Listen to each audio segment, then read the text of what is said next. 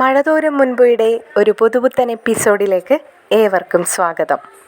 മകനു വേണ്ടി ശരണ്യയുടെ വീട്ടിൽ പോയി കാല് പിടിക്കാൻ ശിവൻ്റെയും വക്കീലിൻ്റെയും നിർബന്ധപ്രകാരം കമല പോവുകയായിരുന്നു. കമലയ്ക്ക് അവിടെ ചെന്നപ്പോഴുണ്ടായ സ്വീകരണം കമല അറിയുന്നത് വരെ മാത്രമായിരുന്നു. കമല ആരാണെന്നറിഞ്ഞതിന് ശേഷം ശരണ്യയുടെ സഹോദരനും അമ്മയും അച്ഛനും ഒക്കെ തന്നെ വല്ലാത്ത ദേഷ്യത്തോടു കൂടി തന്നെയാണ് കമലയോട് പെരുമാറിയത്. കമലയും വിട്ടുകൊടുക്കാൻ തയ്യാറായിരുന്നില്ല. തൻ്റെ ആവശ്യം നടക്കണമെന്ന ഉദ്ദേശമുള്ളതുകൊണ്ട് തന്നെ കമല കുറച്ച് സമയം തൻ്റെ ആ പഴയ ദേഷ്യവും വൈരാഗ്യവും ഒക്കെ മനസ്സിൽ നിന്നും മാറ്റിവെച്ചായിരുന്നു പെരുമാറിയത്. എന്നാൽ ഇത്രയും ക്രൂരത തൻ്റെ മകളോട് കാണിച്ച ഒന്നാം പ്രതിയുടെ അമ്മ തന്നെയാണ് തങ്ങളുടെ മുമ്പിൽ വന്ന് നിൽക്കുന്നതെന്ന് മനസ്സിലാക്കിക്കൊണ്ട് അവരുടെയും സ്വഭാവം വളരെ പെട്ടെന്നായിരുന്നു മാറിയത്. ആദ്യം അവർ നല്ല രീതിയിൽ തന്നെ കമലയോട് പറഞ്ഞിരുന്നു, നിങ്ങൾക്ക് എങ്ങനെയാണ് ഈ കോളനിയിലേക്ക് കാല് കുത്താൻ പോലുമുള്ള ധൈര്യം വന്നത്? ഒരിക്കൽ അലീന വന്നപ്പോഴുണ്ടായ അനുഭവം നിങ്ങൾക്കറിയാഞ്ഞിട്ടാണോ? നിങ്ങളിവിടെ നിന്നും പോയില്ലെങ്കിൽ നാട്ടുകാരെല്ലാവരും കൂടുകയും ഞങ്ങൾക്കാർക്കും ഒന്നും ചെയ്യാൻ പറ്റാത്ത അവസ്ഥയിലേക്ക് നിങ്ങളുടെ അവസ്ഥ മാറുകയും ചെയ്യുമെന്നെല്ലാം ശരണ്യയുടെ സഹോദരൻ പറയുന്നുണ്ട്. ശരണ്യയുടെ സഹോദരൻ 1-2 വട്ടം തന്നെ തല്ലാനായി ഓടി ചെല്ലുന്നുണ്ടെങ്കിലും ഒന്നും തന്നെ ചെയ്യുന്നുണ്ടായിരുന്നില്ല. എന്നാൽ കമല അവരെ അപമാനിക്കുന്ന രീതിയിലായിരുന്നു സംസാരങ്ങൾ. നിങ്ങളുടെ മകള് കാരണം തന്നെയല്ലേ ഇതെല്ലാം വന്നുപെട്ടതെന്നും നിങ്ങളുടെ മകളും നല്ല കുട്ടിയായിരുന്നുവെങ്കിൽ ഇങ്ങനെയൊന്നും സംഭവിക്കില്ലായിരുന്നു എന്നായിരുന്നു കമലയ്ക്ക് അവരോടുള്ള വാദം. കാരണം അവരുടെ മകൻ വിളിച്ചപ്പോൾ കൂടെ ഇറങ്ങി ചെന്നതാണത്രേ എല്ലാത്തിനും കാരണമായത്. എല്ലായിരുന്നുവെങ്കിൽ ഇങ്ങനെയൊന്നും സംഭവിക്കില്ലെന്ന് വീണ്ടും വാദിച്ചു കൊണ്ടിരിക്കുകയായിരുന്നു കമല. നിങ്ങളുടെ മകളെ നിങ്ങൾ ശരിയായി വളർത്തിയിരുന്നുവെങ്കിൽ ഇന്ന് എൻ്റെ മകന് ഈ അനുഭവം ഉണ്ടാവില്ലായിരുന്നു. തൻ്റെ മകൻ ചെയ്തതെല്ലാം ഒരു തെറ്റല്ലാത്ത രീതിയിലായിരുന്നു കമലയുടെ വാദം. ഇതെല്ലാം കേട്ട് നിന്ന ശരണ്യയുടെ അച്ഛൻ പറയുന്നുണ്ട്, നിങ്ങളിവിടെ നിന്നും ഇറങ്ങിപ്പോയില്ലെങ്കിൽ അത് വളരെ വലിയ പ്രശ്നമുണ്ടാക്കുമെന്നും മറ്റുള്ളവർ ഓടിക്കൂടി കഴിഞ്ഞാൽ ഞങ്ങളുടെ കയ്യിൽ ഇതൊന്നും നിൽക്കില്ലെന്നും ശരണ്യയുടെ അച്ഛൻ അവരോടായി പറയുകയാണ്. എന്നാൽ അവർ പറഞ്ഞതുപോലെ തന്നെ കാര്യങ്ങൾ വന്നെത്തുന്നുണ്ട്. ഇവിടെ ശരണ്യയുടെ വീട്ടിലെ ശബ്ദങ്ങൾ കേട്ട് അയൽവക്കക്കാരെല്ലാം ഓടിക്കൂടുന്നുണ്ട്. അപ്പോൾ അവർ വന്നിട്ട് ശരണ്യയുടെ അച്ഛനോട്, എന്താ ചേട്ടാ, എന്താ കാര്യം, ഇവരെന്തിനാ ഇവിടെ വന്നത്, ഇവരാരാ എന്നൊക്കെ ചോദിക്കുന്നുണ്ട്. കുറച്ച് സമയം ശരണ്യയുടെ അച്ഛനും അമ്മയും തിരിച്ചൊന്നും തന്നെ പറയുന്നില്ല. ആരാ വന്നതെന്നോ എന്തിനാ വന്നതെന്നോ ഒന്നും പറയുന്നില്ല. പക്ഷേ കമലയ്ക്ക് നാട്ടുകാരെ കണ്ടതോടെ ഭയം കൂടുന്നുണ്ട്. കമൽ അവിടെ നിന്നും പതുക്കെ അവരുടെ കാറ് കിടക്കുന്നിടത്തേക്ക് നടക്കാൻ ശ്രമിക്കുമ്പോൾ കൂട്ടത്തിൽ ഒരാൾ വന്നിട്ട് തടയുകയാണ്. അവർ ചോദിക്കുന്നുണ്ട്, നിങ്ങളെ ഞാൻ എവിടെയോ കണ്ടിട്ടുണ്ടല്ലോ എന്ന്. ശരണ്യയുടെ അമ്മയ്ക്ക് വല്ലാത്ത ഭയം തോന്നുന്നുണ്ട്. അവരൊരു സ്ത്രീയാണ്, അവരൊരമ്മയാണ്. അപ്പോൾ അവർക്ക് നേരെ ഇവരാരെങ്കിലും എന്തെങ്കിലും ചെയ്യുമോ എന്ന്. അപ്പോൾ ശരണ്യയുടെ അമ്മ തന്നെ പറയുകയാണ്, അവർ ഒരു ആവശ്യം നമ്മുടെ മോളെ അങ്ങനെയൊക്കെ എന്തൊക്കെയോ പറയാൻ ശ്രമിക്കുന്നുണ്ടെങ്കിലും ശരണ്യയുടെ അമ്മയുടെ വായിൽ നിന്നും ഒരു വാക്ക് പോലും പുറത്തേക്ക് വരുന്നുണ്ടായിരുന്നില്ല. അപ്പോഴേക്കും കൂട്ടത്തിൽ ഒരാൾക്ക് വന്നതാരാണെന്ന് മനസ്സിലാവുന്നുണ്ട്. അയാൾ അലമുറയിട്ട് പറയാൻ തുടങ്ങി, ഇവരെ മനസ്സിലായില്ലേ, ഇവര് ആ ഒന്നാം പ്രതിയായ ചെക്കനുണ്ടല്ലോ, ആ ഹരി എന്ന് പറയുന്നവൻ, അവൻ്റെ തള്ളയാ. അതോടുകൂടി മറ്റുള്ളവർ കമലയ്ക്ക് നേരെ ആഞ്ഞെടുക്കാൻ തുടങ്ങി. നിങ്ങൾ എന്തിനാ ഇവിടെ വന്നതെന്നും നിങ്ങളുടെ മകനെ രക്ഷിക്കാൻ അഭ്യർത്ഥിക്കാനാണോ? നിങ്ങളുടെ സഹോദരിയുടെ മകനെ രക്ഷിച്ച പോലെ ഇനി ആ കൂട്ടത്തിൽ നിന്ന് ആരെയും രക്ഷിക്കാമെന്ന് വിചാരിക്കേണ്ടെന്നൊക്കെ പറഞ്ഞിട്ട് കമലയ്ക്ക് നേരെ അവർ ചാണകവും കയ്യിലുണ്ടായിരുന്ന ചീഞ്ഞ മുട്ടയും തക്കാളി ചീഞ്ഞതും അങ്ങനെ എന്തൊക്കെയോ കമലയ്ക്ക് നേരെ അവർ എറിയാൻ തുടങ്ങി. കമലയ്ക്ക് എന്ത് ചെയ്യണമെന്ന് പോലും അറിയുന്നുണ്ടായിരുന്നില്ല. ഏതോ ഒരു സ്ത്രീ വന്ന് കയ്യിലുണ്ടായിരുന്ന ചൂലുകൊണ്ട് കമലയുടെ ദേഹത്തൊക്കെ ഇട്ട് അടിക്കുന്നുണ്ടായിരുന്നു. ശരിയായ രീതിയിൽ മക്കളെ വളർത്തിയില്ലെങ്കിൽ നാട്ടിലുള്ള പെൺകുട്ടികൾക്ക് ഇറങ്ങി നടക്കാൻ പറ്റാത്ത അവസ്ഥ വരുമെന്നും, നിൻ്റെ വീട്ടിലും പെണ്ണില്ലേ, നീയും ഒരു പെണ്ണല്ലേ എന്നൊക്കെ ഓരോരുത്തരും ഇങ്ങനെ ചോദിക്കാൻ തുടങ്ങി. ആണുങ്ങളാരും തന്നെ കമലയുടെ ദേഹത്ത് കൈവെക്കുന്നില്ല. അത് കേസൊക്കെ വേറെ ആയിത്തീരുമെന്ന് അത്യാവശ്യം അവിടെ നിൽക്കുന്ന ഓരോരുത്തർക്കും അറിയായിരുന്നു. എന്നാൽ ഒരു പ്രായമുള്ളൊരു സ്ത്രീ വന്നിട്ട് കമലയുടെ മുടിക്ക് പിടിച്ച് വലിക്കുന്നുണ്ട്. എന്നിട്ട് പറയുന്നുണ്ട്, നിന്നെപ്പോലുള്ള ഓരോ അമ്മമാരാടി ഈ ലോകത്ത് ഇങ്ങനെ ഓരോ ആമ്പിള്ളേരെ സൃഷ്ടിച്ച് വിടുന്നത്. നീയൊക്കെ ജീവിച്ചിരിക്കാൻ പാടില്ല എന്നൊക്കെ പറഞ്ഞുകൊണ്ട് കമലയെ ഉപദ്രവിക്കുമ്പോൾ ശരണ്യയുടെ അമ്മ വന്നിട്ട് ആ സ്ത്രീയെ പിടിച്ച് മാറ്റുന്നുണ്ട്. എന്നിട്ട് പറയുന്നുണ്ട്, മതി, അവരെ വിട്ടേക്കൂ, അവർ പോയിക്കോട്ടെ. അവരുടെ മകന് വേണ്ടി ഒരു റിക്വസ്റ്റിന് വന്നതാണ്. നമ്മളിനി ആർക്ക് വേണ്ടിയും ഒന്നും തന്നെ ചെയ്യാൻ ഉദ്ദേശിച്ചിട്ടില്ലല്ലോ അമ്മായി, അവർ പൊയ്ക്കോട്ടെ എന്നൊക്കെ ശരണ്യയുടെ അമ്മ പറയുമ്പോൾ പ്രായമായ ആ സ്ത്രീ പറയുന്നുണ്ട്, മുമ്പൊരിക്കൽ അലീന എന്ന് പറയുന്നവൾ വന്ന് നിന്ന് ഇങ്ങനെയൊക്കെ ഒരേന്ന് പറഞ്ഞിട്ടല്ലേ നമ്മുടെ കുട്ടിയുടെ മനസ്സ് മാറ്റിയെടുത്തത്. എന്നിട്ട് അവൾ വന്ന് ആ പയ്യനെ രക്ഷിച്ചു കൊണ്ടുപോവുകയും ചെയ്തു. അപ്പോൾ ശരണ്യയുടെ അമ്മ പറയുന്നുണ്ട്, അലീനയെയും ഈ സ്ത്രീയെയും തമ്മിൽ കമ്പയർ ചെയ്യരുത്. അവർ തമ്മിൽ വളരെ വ്യത്യാസമുണ്ട്. അലീന എന്ന് പറയുന്ന പെൺകുട്ടിയുടെ മനസ്സിൽ നന്മ മാത്രമേ ഉണ്ടായിരുന്നുള്ളൂ. അവൾ ഒരു നന്മയുദ്ദേശിച്ച് മാത്രമാണ് നമ്മുടെ വീട് തേടി വന്നത്. അതുകൊണ്ടാണ് ഇന്ന് നമ്മുടെ ശരണ്യ മോള് നല്ലൊരു കോഴ്സ് എടുക്കാനും അവൾ നല്ലൊരു കോളേജിലൊക്കെ പഠിക്കാനും കാരണമായത്. അല്ലായിരുന്നുവെങ്കിൽ നമ്മുടെ ഈ ഒരു ഇരുട്ടുമുറിയിൽ ഒതുങ്ങിക്കൂടി ജീവിതാവസാനം വരെയും അന്ന് നടന്ന ആ സംഭവം ഓർത്തോർത്ത് എൻ്റെ മോള് ഞെട്ടിയുണരുന്നത് ഞാൻ കാണേണ്ടി വന്നേനെ. അന്ന് ദൈവദൂതനെ പോലെ അല്ലെങ്കിൽ ഒരു മാലാഖയെ പോലെയാണ് അലീന നമ്മുടെ വീട്ടിലേക്ക് കയറി വന്നതെന്നൊക്കെ ശരണ്യയുടെ അമ്മ അവിടെ നിന്ന് പറയുന്നുണ്ട്. ഇതെല്ലാം കേൾക്കുമ്പോൾ കമലയ്ക്ക് ഉള്ളിൻ്റെ ഉള്ളിൽ വല്ലാത്ത പക, ദേഷ്യം എല്ലാം ഇങ്ങനെ ശരണ്യയോടും അലീനയോടും ഒക്കെ തോന്നുന്നുണ്ടെങ്കിലും താൻ നിൽക്കുന്ന ഈ അവസ്ഥയെ ആലോചിച്ച് വല്ലാത്തൊരു വിഷമവും കമലയ്ക്ക് തോന്നുന്നുണ്ട്.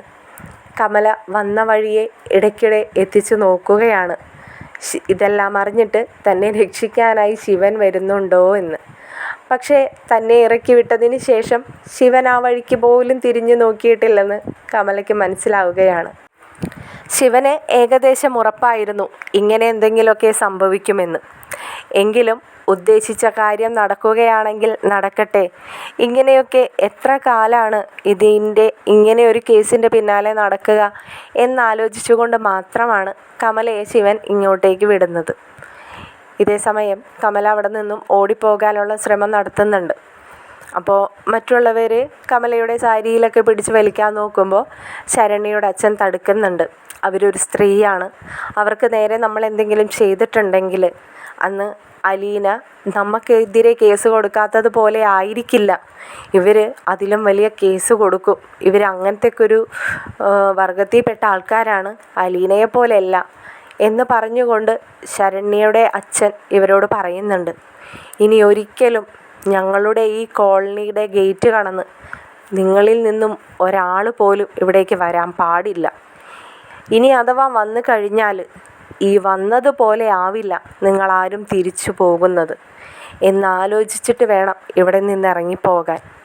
പൊയ്ക്കോളൂ, ഇനി നിങ്ങളെ ആരും ശല്യപ്പെടുത്താൻ വരില്ല എന്ന് ശരണ്യയുടെ അച്ഛൻ പറഞ്ഞു നിർത്തുമ്പോഴേക്കും കമല സാരിയുടെ തല തോളിലിട്ട് മറച്ചുകൊണ്ട് തൻ്റെ കാറ് ലക്ഷ്യമാക്കി ധൃതിയിൽ നടന്നു പോകുന്നുണ്ട്.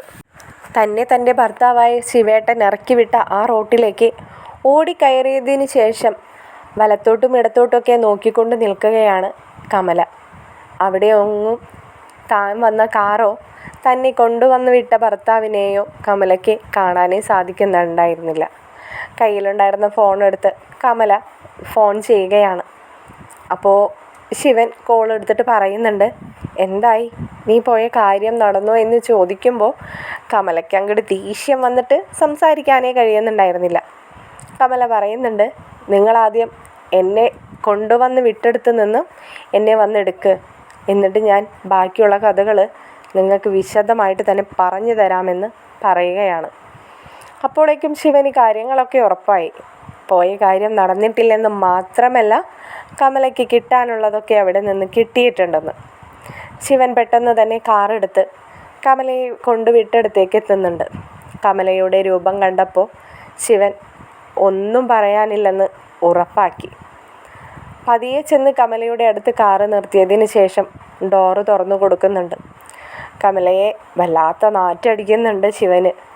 ചീഞ്ഞ ചാണകത്തിൻ്റെയും മുട്ടയുടെയും തക്കാളിയുടേതുമായിട്ടൊക്കെയുള്ള വല്ലാത്തൊരു ഗന്ധമാണ്. അപ്പോൾ ശിവൻ ഒന്നും തന്നെ ചോദിക്കുന്നു പോലുമില്ല. കമലയ്ക്ക് ദേഷ്യം വന്നിട്ട് ഒന്നും സംസാരിക്കാനും കഴിയുന്നില്ല. എന്നാൽ ശിവൻ ഒന്നും ചോദിക്കാത്തതിൻ്റേതുമായിട്ടുള്ള കലിപ്പുമുണ്ട്. അപ്പോൾ കമല ചോദിക്കുന്നുണ്ട്, നിങ്ങൾക്ക് ഒന്നും അറിയണ്ടേ? നിങ്ങളെന്നെ പറഞ്ഞു വിട്ട കാര്യം നടന്നോ ഇല്ലയോ എന്ന് നിങ്ങൾക്കറിയണ്ടേ എന്ന് ചോദിക്കുമ്പോൾ ശിവൻ പറയുന്നുണ്ട്, ഞാൻ നിൻ്റെ അത്ര മണ്ടനല്ല. എനിക്ക് അത്യാവശ്യം ബുദ്ധിയുണ്ട്. കാരണം ഞാനും ചോറ് തന്നെയാണല്ലോ കഴിക്കുന്നത്. നിൻ്റെ രൂപത്തിൽ നിന്നും എനിക്ക് മനസ്സിലാക്കാം നീ പോയ കാര്യം നടന്നിട്ടില്ലെന്ന്. പിന്നെ നിന്നോട് എന്താണ് ഞാൻ ചോദിക്കേണ്ടത്? അല്ല, നിങ്ങളാണല്ലോ എന്നെ അങ്ങോട്ട് പറഞ്ഞു വിട്ടത്. അവിടെ എന്താണ് ഉണ്ടായതെന്നറിയാനുള്ളൊരു സാമാന്യ മര്യാദയെങ്കിലും ഒരു ഭർത്താവ് എന്ന നിലയ്ക്ക് നിങ്ങൾക്ക് കാണിക്കാമായിരുന്നു. എന്തിനാണ് കമലേ? നിന്നെ കണ്ടപാടെ അവിടെ നടന്ന കഥകളെല്ലാം ഒരു വിഷ്വലായിട്ട് എൻ്റെ കൺമുമ്പിൽ തെളിഞ്ഞു കഴിഞ്ഞു. നീ അവിടെ ചെല്ലുകയും സംസാരിക്കുകയും ചെയ്യുന്നതിനിടയിൽ നാട്ടുകാരോടിക്കൂടി കാണും. നീ ആരാണെന്നറിഞ്ഞപ്പോൾ അവരുടെ കയ്യിലുണ്ടായിരുന്നതോ അല്ലെങ്കിൽ എവിടെ നിന്നോ ആ സമയത്ത് അവർ സംഘടിപ്പിച്ചതോ ആയിട്ടുള്ള സാധനങ്ങളെല്ലാം നിൻ്റെ ദേഹത്തേക്ക് അവർ വലിച്ചെറിഞ്ഞ് കാണും. പിന്നെ ഇതിൽ കൂടുതൽ എന്താ നിനക്കും പറയാനുള്ളത്? പിന്നെ നിൻ്റെ വായിലെ നാവും മോശമൊന്നുമല്ലല്ലോ. നീ അവിടെ ചെന്നിട്ട് എന്തൊക്കെയാണ് പറഞ്ഞിട്ടുണ്ടാവുക എന്നത് അത് കണ്ടറിയേണ്ട കാര്യമാണ്, അല്ലെങ്കിൽ മറ്റാരിൽ നിന്നും കേട്ടറിയേണ്ട കാര്യമാണ്. നിൻ്റെ വായയും അങ്ങനെയൊക്കെ തന്നെയാണല്ലോ കമലേ. നിങ്ങളെന്തായാലുമേ കൂടുതൽ വർത്താനൊന്നും എന്നോട് പറയാൻ നിൽക്കണ്ട. എന്നെ ഈ രൂപത്തിൽ തന്നെ നമ്മുടെ പോലീസ് സ്റ്റേഷനിലേക്കൊന്ന് വിട്ടേക്കേ. ബാക്കിയുള്ള കഥകളൊക്കെ ഞാൻ അവിടെ പോയിട്ട് പറഞ്ഞോളാം. നിങ്ങളോട് എനിക്കൊന്നും തന്നെ പറയാനില്ല എന്ന് കമല ശിവനോട് പറയുമ്പോൾ ശിവൻ ചോദിക്കുന്നുണ്ട്, നീ എന്തിപ്പോൾ അവിടെ പോയിട്ട് പറയാൻ പോകുന്നേ? നിന്നെ ശരണ്യയുടെ വീട്ടുകാർ തല്ലിയെന്നോ? അതോ ഈ വക വസ്തുക്കളൊക്കെ നിൻ്റെ മേത്തേക്ക് വലിച്ചെറിഞ്ഞുവെന്നോ? ശരി തന്നെ, അതൊക്കെ ശിക്ഷാർഹം തന്നെയാണ്. പക്ഷേ ഒരു കാര്യമുണ്ടല്ലോ, നീ എന്തിനാ കോളനിയിലേക്ക് പോയി എന്ന ചോദ്യത്തിന് നീ എന്താ പറയാൻ പോകുന്നത്? നമുക്കെതിരെ പരാതി കൊടുത്തവരെ പൈസ കൊടുത്ത് നമ്മുടെ വശത്താക്കാൻ ശ്രമിച്ചെന്നോ? അതോ മറ്റെന്തെങ്കിലോ? അതും കൂടി നീ ഒന്ന് പറഞ്ഞേ. അതൊക്കെ പറയാൻ എനിക്കറിയാം. നിങ്ങളെ എന്നെ കൂടുതലൊന്നും പഠിപ്പിക്കണ്ട. എനിക്കറിയാലോ, എൻ്റെ മകൻ കാരണം ഉണ്ടായ ഒരു നാണക്കേട് കൊണ്ട് അങ്ങനെ ഒരു കുട്ടിയെ കാണാൻ പോവാൻ എനിക്ക് വേറെ എന്താ പറയേണ്ടത്? ഞാൻ എൻ്റെ മകന് വേണ്ടി അഭ്യർത്ഥിക്കാൻ പോയെന്ന് പറയണമെന്ന് നിർബന്ധമൊന്നുമില്ലല്ലോ. ഓ, ഇത്രയ്ക്ക് ബുദ്ധിയൊക്കെ നിനക്ക് ഉണ്ടായെന്ന് എനിക്കറിയില്ലായിരുന്നു. എന്തായാലും നിനക്ക് നിർബന്ധമാണെങ്കിൽ ഞാൻ കൊണ്ടുപോയേക്കാം. ഇനി അതിൻ്റെ പേരിൽ മറ്റെന്തെങ്കിലും പ്രശ്നം ഉണ്ടായാൽ അതും കൂടി നീ അങ്ങ് സഹിച്ചേക്കണം. എന്നാൽ ഇതേ സമയത്തിനുള്ളിൽ തന്നെ ശരണ്യയുടെ വീട്ടുകാർ ശരണ്യയെ വിളിച്ച് ഈ വിവരങ്ങളെല്ലാം തന്നെ പറയുന്നുണ്ട്. ഹരിയുടെ വീട്ടിൽ നിന്ന് അവൻ്റെ അമ്മ വന്നിരുന്നെന്നും നമ്മളോട് മോളെ കൊണ്ട് അവനെതിരെ പരാതിയൊന്നും ഇല്ലെന്ന് കോടതിയിൽ പറയിപ്പിക്കണമെന്നൊക്കെ പറഞ്ഞു എന്നൊക്കെ. ഇത് കേൾക്കുന്ന ശരണ്യയ്ക്ക് ദേഷ്യം വരുന്നുണ്ട്. ശരണ്യ പറയുന്നുണ്ട്, ഒരിക്കലും ആ സ്ത്രീയെ ആ ഗേറ്റിനുള്ളിലേക്ക് പോലും കിടക്കാൻ നമ്മുടെ അയൽവക്കക്കാരെ കൊണ്ട് സമ്മതിപ്പിക്കരുത് അമ്മേ. കാരണം ആ സ്ത്രീ ഒരാളാണ് ആ ഹരി എന്ന് പറയുന്നവനെ ഇത്രയ്ക്കും വഷളനാക്കി മാറ്റിയത്. ആ ലീന ചേച്ചിക്ക് നേരെ പോലും അവൻ്റെ മോശം പ്രവൃത്തികൾ ഉണ്ടായപ്പോൾ ആ സ്ത്രീ പറഞ്ഞത് ചേച്ചിയുടെ പെരുമാറ്റം കൊണ്ടാണത്രേ അവരൊക്കെ ചേച്ചിയോട് അങ്ങനെ പെരുമാറിയതെന്ന്. അപ്പോൾ പോലും അവരുടെ മകൻ്റെ പേരിൽ അവരൊരു കുറ്റം കണ്ടിട്ടില്ല. അതുകൊണ്ട് തന്നെ അവൻ എത്രയോ പെൺകുട്ടികളെ കൊണ്ടുപോയി നശിപ്പിക്കുകയും മറ്റുള്ളവർക്ക് ഇങ്ങനെ കാഴ്ചവെക്കുകയൊക്കെ ചെയ്തിട്ടുണ്ടെന്നറിയാമോ? പാവപ്പെട്ട വീട്ടിലെ പെൺകുട്ടികളാണ് കൂടുതലും. അവർക്കെന്തെങ്കിലും നക്കാപ്പിച്ച പൈസ കൊടുത്തോ അവൻ്റെ കയ്യിലുള്ള മോതിരമോ എന്തെങ്കിലും പുതിയ ഡ്രസ്സൊക്കെ വാങ്ങിച്ചു കൊടുത്ത് വശത്താക്കുകയായിരുന്നു അവൻ്റെ പതിവ്. ഇതിപ്പോൾ അവൻ്റെ എന്തോ ദൈവദോഷം. അല്ലെങ്കിൽ എല്ലാ കാലവും എല്ലാവരെയും പറ്റിച്ച് ജീവിക്കാൻ പറ്റില്ലല്ലോ, അങ്ങനെയും പറയാം എന്നൊക്കെ ശരണ്യ പറയുന്നുണ്ട്. ശരണ്യ ഈ വിവരം അപ്പോൾ തന്നെ അലീനയെയും വിളിച്ച് പറയുകയാണ്. അലീനയ്ക്ക് ആകെ ഷോക്കും ടെൻഷനുമാണ് തോന്നുന്നത്. അലീന ചോദിക്കുന്നുണ്ട്, വേറെ പരിക്കുകളൊന്നുമില്ലാതെ മനുവേട്ടൻ്റെ അമ്മയ്ക്ക് അതിന് പുറത്തേക്ക് കടക്കാൻ പറ്റിയോ മോളെ എന്ന്. അപ്പോൾ ശരണ്യ പറയുന്നുണ്ട്, എന്തൊക്കെയോ സംഭവിച്ചു എന്ന് പറയുന്നുണ്ട് ചേച്ചി, എനിക്ക് കറക്റ്റൊന്നും അറിയില്ല. എന്തോ ചൂലുകൊണ്ട് അടിച്ചെന്നോ എന്തോ ചാണകം കൊണ്ട് എറിഞ്ഞുവെന്നോ അങ്ങനെ എന്തൊക്കെയോ, പക്ഷേ വേറെ പരിക്കുകളൊന്നും ഇല്ലെന്നാണ് പറഞ്ഞത്. അച്ഛനും അമ്മയും ഇടപെട്ട് പെട്ടെന്ന് തന്നെ അവിടെ നിന്ന് പറഞ്ഞയക്കുകയാണ് ഉണ്ടായത്. ചേച്ചി മനുവേട്ടനോടൊന്ന് പറയണം, ഇനി ഒരിക്കലും ആ കോളനി കടന്ന് എൻ്റെ വീട് ഉദ്ദേശിച്ച് അവിടെ നിന്നും ആരും വരരുതെന്ന്. അങ്ങനെ വരുന്നത് കൊണ്ട് ഇനി ആർക്കും ഒരു പ്രയോജനവും ഉണ്ടാവില്ലെന്ന്. ശരി ചേച്ചി, ഞാനേ കോളേജിൽ പോവാൻ തയ്യാറാവാണ് എന്ന് പറഞ്ഞ് അവൾ പറയാനുള്ള കാര്യം പറഞ്ഞ് വേഗം ഫോൺ കട്ട് ചെയ്യാണ്. ഉടനെ തന്നെ അലീന മനുവിനെയും വിളിച്ച് ഈ വിവരങ്ങളെല്ലാം തന്നെ പറയുന്നുണ്ട്. മനുവിനോട് അലീന പറയാണ്, എനിക്കുണ്ടായ അനുഭവം മനസ്സിലാവാഞ്ഞിട്ടാണോ മനുവേട്ടാ ആൻറ്റി അങ്ങോട്ടേക്ക് പോയത്? അതുമാത്രമല്ല, ആൻറ്റി പോയതുകൊണ്ടോ ആര് പോയിട്ടും ഇനി ഒന്നും സംഭവിക്കാൻ പോകുന്നില്ലെന്ന് എത്രയോ വട്ടം ഞാനും പറഞ്ഞ് മനസ്സിലാക്കി തന്നതാണ് നിങ്ങളുടെ അടുത്ത്. അവരാരും തന്നെ ഇനി അങ്ങനെ ഒരു കാര്യത്തിന് മുതിരില്ല. ഒന്നാമത്തെ കാര്യം, ഹരി ഇതിൽ ഒന്നാം പ്രതിയാണെന്ന് വെറുതെ പോലീസുകാർ എഴുതി പിടിപ്പിച്ചതൊന്നുമല്ല. ഹരി ഒന്നാം പ്രതി തന്നെയാണ് മനുവേട്ട. അതെല്ലാവർക്കും ബോധ്യം വന്നതുമാണ്. അതിന് ഒരുപാട് ടെസ്റ്റുകൾ നടത്തിയ റിസൾട്ട് പോലും അവരുടെ കയ്യിലൊക്കെ ഉള്ളതാണ്. പെട്ടെന്നൊരു ദിവസം ശരണ്യയുടെ വീട്ടിൽ കയറി ചെന്നിട്ട് ശരണ്യയോട് എൻ്റെ മകനെ രക്ഷിക്കണമെന്നും എൻ്റെ മകന് ഈ കേസുമായി യാതൊരു ബന്ധവുമൊന്നും ഇല്ലെന്ന് പറയുമ്പോഴേക്കും അവരതൊക്കെ വിശ്വസിച്ച്, അല്ലെങ്കിൽ ആൻറ്റി പറയുന്നത് അവരങ്ങ് അംഗീകരിച്ച് മകനെ കേസിൽ നിന്നും ഒതുക്കി തീർക്കുമെന്നാണോ ആൻറ്റി ഉദ്ദേശിച്ചത്? അതോ ഇതൊക്കെ മനുവേട്ടനും കൂടി അറിഞ്ഞുകൊണ്ട് തന്നെ ആയിരുന്നോ മനുവേട്ട? അലീന, നീ എന്തൊക്കെയാണ് ഈ പറയുന്നത്? ഞാനിതൊന്നും അറിഞ്ഞതല്ല. മനുവേട്ടൻ ഇത് മാത്രമാണോ അറിയാതെ പോയത്? നീ എന്താ അലീന ഇങ്ങനെയൊക്കെ പറയുന്നത്? ഏയ് ഒന്നുമില്ല മനുവേട്ട. ഒരുപക്ഷെ ഞാൻ മനുവേട്ടനെ വിളിക്കുന്ന അവസാനത്തെ കോളായിരിക്കും ഇത്. ഇതെനിക്ക് വിളിക്കാതിരിക്കാൻ കഴിഞ്ഞില്ല, അതുകൊണ്ട് വിളിച്ചു എന്നേ ഉള്ളൂ. മനുവേട്ടൻ്റെ അമ്മയോട് പറഞ്ഞ് മനസ്സിലാക്കണം. എല്ലാ വീട്ടിലും ചെന്ന് കിടന്ന് വേഷം കെട്ടെടുത്ത് സംസാരിക്കുന്നത് പോലെ ആവില്ല ഇങ്ങനെയൊരു കേസിലൊക്കെ ഇടപെടുമ്പോഴെന്ന്. നീ എന്താ അലീന ഒരു അർത്ഥം വെച്ച് സംസാരിക്കുന്നത് പോലെ, അല്ലെങ്കിൽ എന്നിൽ നിന്ന് എന്തൊക്കെയോ മറച്ചു വെച്ച് സംസാരിക്കുന്നത് പോലെ, അങ്ങനെ എന്തെങ്കിലും ഉണ്ടോ എന്നോട് പറയാൻ മടിച്ചു നിൽക്കുന്നതായിട്ട്? ഏയ് അങ്ങനെയൊന്നുമില്ല മനുവേട്ട. മനുവേട്ടൻ എന്തായാലും ഇപ്പോൾ തന്നെ അമ്മയെ ഒന്ന് വിളിച്ചേക്ക്. അമ്മ കോളനി വിട്ട് പുറത്തേക്ക് പോയി എന്ന് മാത്രമാണ് എന്നോട് ശരണ്യ പറഞ്ഞത്. ആരെ കൂടെ പോയെന്നോ ആരൊപ്പമാണ് അവിടെ വന്നതെന്നോ ആർക്കും അറിയില്ല. ഒന്നാമത്തെ കാര്യം, ശരണ്യ അവിടെ ഉണ്ടായിരുന്നില്ലല്ലോ. ശരണ്യയുടെ വീട്ടിൽ നിന്നും ആരോ വിളിച്ച് പറഞ്ഞ അറിവ് മാത്രമാണ് അവൾക്കുമുള്ളത്. മനുവേട്ടൻ എന്തായാലും ഇപ്പോൾ തന്നെ ആൻറ്റിയെ ഒന്ന് വിളിച്ചേക്ക്. ശരി മനുവേട്ട എന്ന് പറഞ്ഞ് അലീന കോള് കട്ട് ചെയ്യാൻ നേരത്ത് അലീനയോട് മനു പറയുന്നുണ്ട്, അലീന ഒരു നിമിഷം, നീ പറഞ്ഞിട്ട് കംപ്ലീറ്റ് ചെയ്യാത്ത ആ ഒരു വേഡ് അതൊന്ന് എനിക്ക് കംപ്ലീറ്റ് ചെയ്തിട്ട് വെക്കാമോ? എന്താ മനുവേട്ട മനസ്സിലായില്ല? അല്ല, നീ കുറച്ച് മുമ്പ് പറഞ്ഞു ഇതെൻ്റെ അവസാനത്തെ കോളായിരിക്കും മനുവേട്ട എന്ന്. അതിനർത്ഥം എനിക്ക് മനസ്സിലായില്ല. നീ അല്ലെങ്കിലും എപ്പോഴൊന്നും എന്നെ വിളിക്കുന്ന ആളല്ല. പക്ഷേ ഇതുപോലെ എന്തെങ്കിലും കാര്യങ്ങളുണ്ടാകുമ്പോൾ നീ ആദ്യം വിളിക്കുന്നത് എന്നെ തന്നെയായിരിക്കും. അങ്ങനെ ഒരു വിളിക്ക് വേണ്ടി കാത്തിരിക്കുന്ന ആളുമാണ് ഞാൻ. ആ എന്നോട് നീ ഇപ്പോൾ പറഞ്ഞതിൻ്റെ അർത്ഥം മനസ്സിലായില്ലെന്നാണ് ഞാൻ പറഞ്ഞത്. അതൊന്ന് മനസ്സിലാക്കി തന്നിട്ട് പോയിരുന്നെങ്കിൽ വലിയ സന്തോഷമായിരുന്നു. അതൊക്കെ മനുവേട്ടന് മനസ്സിലാവും, അധിക സമയം വൈകാതെ തന്നെ. ശരി മനുവേട്ടൻ ഇപ്പോൾ ഉള്ള ഈ പ്രശ്നം സോൾവ് ചെയ്യാൻ നോക്ക് എന്ന് പറഞ്ഞുകൊണ്ട് അലീന കോള് കട്ട് ചെയ്യുന്നുണ്ട്. അലീന പറഞ്ഞതിൻ്റെ അർത്ഥം മനുവിന് എത്ര ചിന്തിച്ചിട്ടും മനസ്സിലാവുന്നുണ്ടായിരുന്നില്ല. മനു ഫോണെടുത്ത് ആദ്യം തന്നെ വിളിക്കുന്നത് അച്ഛനെ തന്നെയാണ്.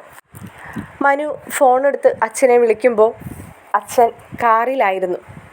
മനുവിൻ്റെ കോള് വന്ന ഉടനെ തന്നെ ശിവൻ പറയുന്നുണ്ട്, മനു എല്ലാം അറിഞ്ഞെന്നാ തോന്നുന്നേ, അവൻ്റെ കോളാണ് വരുന്നത് എന്ന്. അപ്പോൾ കമല പറയുന്നുണ്ട്, അവൻ എങ്ങനെ അറിയാനാണെന്നോ? ഈ പറയുന്ന ശരണ്യയുടെ വീട്ടുകാർ ശരണ്യയോട് പറഞ്ഞിട്ടുണ്ടാകാം. മനുവും ശരണ്യയും തമ്മിൽ കോണ്ടാക്റ്റും ഉണ്ടാവാം. അതൊന്നും നമുക്ക് അല്ലെങ്കിൽ നമുക്കറിയാവുന്ന കാര്യമൊന്നുമല്ലല്ലോ. മനുവിനോട് ഇനി ഞാൻ എന്തു പറയുമെന്നാ ആലോചിക്കുന്നത് എന്ന് ശിവൻ പറയുന്നുണ്ട്. അപ്പോൾ കമല പറയുന്നുണ്ട്, നിങ്ങൾ തന്നെയല്ലേ എന്നെ അങ്ങോട്ടേക്ക് കുത്തിക്കയറ്റി വിട്ടത്, അപ്പോൾ നിങ്ങൾ തന്നെ പറഞ്ഞാൽ മതി. ഞാൻ നിന്നെ വിടാനുണ്ടായ കാരണവും നീ തന്നെയാണ്. നീ എന്ത് പറഞ്ഞാലും നിനക്ക് മനസ്സിലാവില്ല. നിൻ്റെ മകനെ രക്ഷിക്കാൻ ഞങ്ങളാരും ഒന്നും ചെയ്യാത്ത പോലെയാണ് നിൻ്റെ വർത്തമാനവും പ്രവൃത്തിയുമെല്ലാം. അപ്പോൾ പിന്നെ വേറെ നിവർത്തിയില്ലല്ലോ. വക്കീൽ പറഞ്ഞ അവസാനത്തെ ഒരു ഓപ്ഷൻ അതും കൂടി നിന്നോട് പറഞ്ഞേക്കാം. നിനക്ക് ചെയ്യാൻ പറ്റുന്നതാണെങ്കിൽ ചെയ്യാമെന്ന് കരുതി. നീ അത് ഒറ്റയടിക്ക് കൊണ്ടുപോയി തകർത്തില്ലേ? അല്ലെങ്കിൽ തന്നെ ആ അലീന ഒരു ദിവസം കൊണ്ടാണോ ഇത് തീർത്തെടുത്ത് പോകുന്നത്? അവളുടെ ക്ഷമയാണ് അവൾക്ക് അന്ന് രോഹിത്തിനെ രക്ഷിച്ചു കൊണ്ടുപോരാൻ കഴിഞ്ഞത്. അതുപോലൊരു ക്ഷമ നിന്നിലും ഉണ്ടാവണമായിരുന്നു. പക്ഷേ ഇതങ്ങനെയൊന്നുമല്ല സംഭവിച്ചിട്ടുണ്ടാവുക. എനിക്ക് നിൻ്റെ സ്വഭാവം അറിയുന്നത് കൊണ്ട് നന്നായിട്ടറിയാം കമലേ. കൂടുതലേ ഞാനൊന്നും ചോദിക്കാതിരിക്കുന്നതാ. ഇനി ചോദിച്ചിട്ടും പറഞ്ഞിട്ടും കാര്യമില്ലെന്ന് അറിയാവുന്നത് കൊണ്ട് തന്നെ. മനുവിൻ്റെ കോള് വീണ്ടും ശിവൻ്റെ ഫോണിലേക്ക് വരുന്നുണ്ട്. ശിവൻ കോൾ എടുക്കുക തന്നെ ചെയ്യാണ്. എന്താ മോനെ, എന്താടാ? അച്ഛനിപ്പോൾ എവിടെയാണ്? ഞാൻ ഡ്രൈവിങ്ങിലാണ്. എന്താ? അച്ഛൻ്റെ കൂടെ അമ്മയുണ്ടല്ലേ? ആ ഉണ്ടല്ലോ. നിങ്ങൾ രണ്ടുപേരും കൂടി എവിടെ പോയിരുന്നതാ? അത് പിന്നെ എടാ, ഞങ്ങളെ ആ ശരണ്യയുടെ വീട് വരെ ഒന്ന് പോയി. അച്ഛാ, നിങ്ങൾക്കൊക്കെ എന്താണ് പറഞ്ഞാൽ മനസ്സിലാവാത്തത്? അതോ നിങ്ങളൊക്കെ സ്വന്തം ചിന്തിക്കുന്നത് മണ്ടത്തരങ്ങൾ മാത്രമാണോ? അലീനയുടെ അനുഭവം തന്നെ വെച്ചിട്ട് നിങ്ങൾ ആരെങ്കിലും ആ വീടിൻ്റെ പരിസരത്തേക്ക് പോവുമായിരുന്നോ? ഇപ്പം എന്താ ഉണ്ടായത്? അമ്മയ്ക്ക് വേറൊന്നും സംഭവിച്ചിട്ടില്ലല്ലോ അല്ലേ? ഇല്ലടാ മോനെ, വേറൊന്നും സംഭവിച്ചിട്ടില്ല. അല്ല, അച്ഛനെന്താപ്പോൾ അകത്തേക്ക് പോവാതിരുന്നത്? ഇവള് പോയി സംസാരിച്ചിട്ട് വരട്ടെ എന്ന് വിചാരിച്ചു, അത്രമാത്രം. അതെന്തായാലും നന്നായി. ഇനി ആ കാര്യം പറഞ്ഞ അമ്മ നമ്മളെ മെക്കിട്ട് കയറാൻ വരില്ലല്ലോ. കാരണം നമ്മളാരും ഒന്നും ചെയ്യുന്നില്ലെന്ന്. ഇപ്പോൾ ഏകദേശം അമ്മയ്ക്ക് ആ കാര്യത്തിൽ ഒരു തീർപ്പായി കാണുമല്ലോ അല്ലേ? എവിടെന്ന് ഇപ്പോഴും കിടന്ന് ചാടിക്കൊണ്ടിരിക്കുക. അവൾക്കും അവളുടെ വീട്ടുകാർക്കുമെതിരെ കേസ് കൊടുക്കണം പോലും. അതാണ് ഇനി അമ്മയുടെ അടുത്ത ആവശ്യം. കൊള്ളാം, എന്തായാലും രണ്ടുപേരും കൂടി രണ്ടും കൽപ്പിച്ചിറങ്ങി തിരിച്ചതല്ലേ. ആ കേസും കൂടി അങ്ങ് കൊടുത്തിട്ട് വീട്ടിലേക്ക് പോന്നാൽ മതി.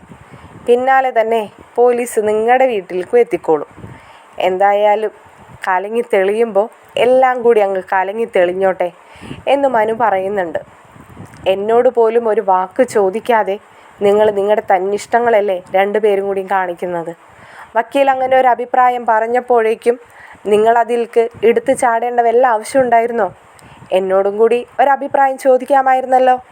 അല്ലെങ്കിൽ എൻ്റെ കാര്യം വിട്ടേക്ക്, ഞാൻ അവന് വേണ്ടി ഒന്നും ചെയ്യുന്നില്ലെന്നാണല്ലോ നിങ്ങൾ പറയുന്നത്.